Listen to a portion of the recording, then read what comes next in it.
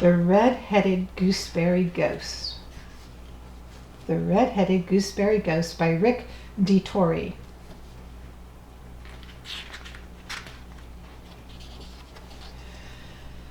Seth and Beth were twins.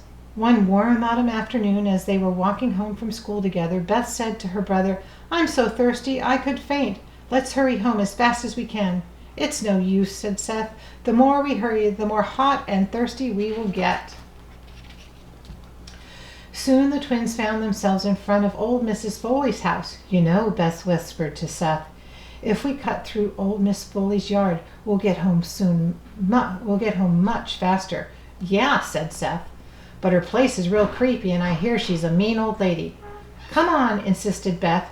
"Maybe she's not even home."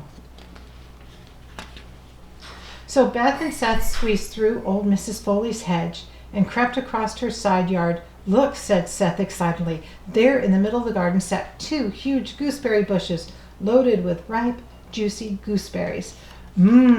I could just have a couple of gooseberries," said Beth. "Maybe I wouldn't be so thirsty." "I don't think we should," said Seth, looking towards the rickety old house. "Why not? They're just going to waste," said Beth. "Besides, no one's going to miss 1 or 2 tiny weeny old gooseberries." Beth picked a berry and popped it into her mouth. Seth also picked a berry, and he ate it. At that moment they heard a loud voice scream, "Hey, you kids, get out of my yard!" Old Miss Foley came charging across the yard, waving a mop handle. The twins ran to the garden gate, but it was locked. They were trapped. Old Mrs. Foley stood over the children and raised her mop handle. "How dare you come into my yard and eat my gooseberries?" she cried. We're sorry," said Beth. "We were just—" "Silence!" roared Mrs. Foley. "Don't you kids know that this garden is guarded by a huge red-headed ghost who will eat anyone who disturbs my precious berries?"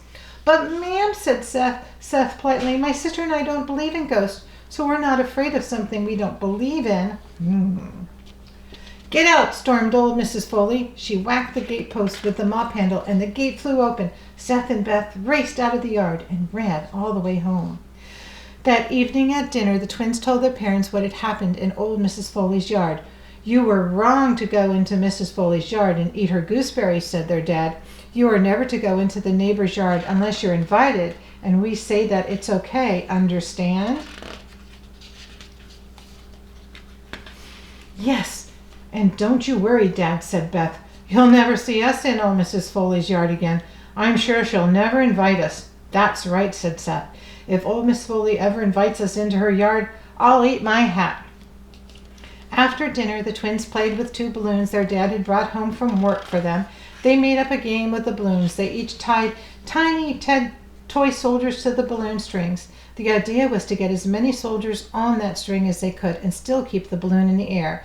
Their mom watched and laughed as she got ready to hang curtains. Seth had almost 5 toy soldiers tied to a string when it suddenly broke. The balloon went flying towards the window. "Catch it, Mom!" Beth screamed. But in the excitement, their mom fell off the footstool, and the balloon flew out the window, taking a white curtain with it.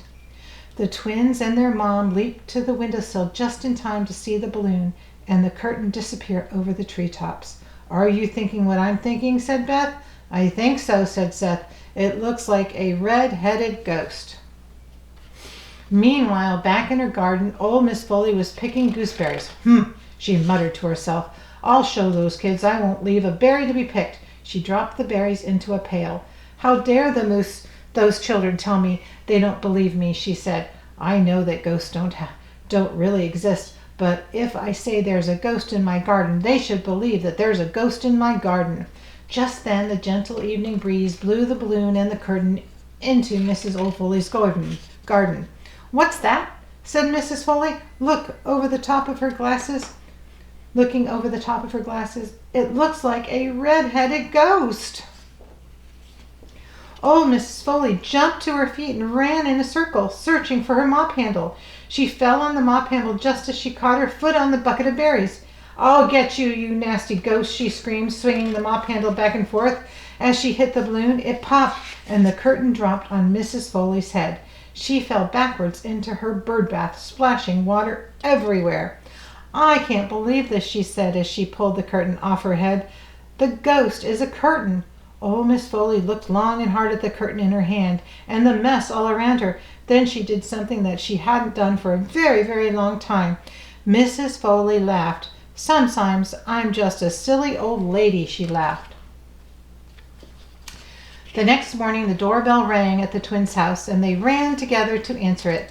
Much to their surprise, they found old Mrs. Foley standing on the front porch. She was holding a pie. "Hello," said Mrs. Foley. "I am very sorry I was so mean to you children yesterday. Please take this gooseberry pie that I baked just for you. Also, you're invited to come play in my garden any time you like." "Wow, a whole pie just for us," said Seth. "Let's eat it now." "Not so fast," said Beth. "There's something you promised to eat first." "What?" said Seth.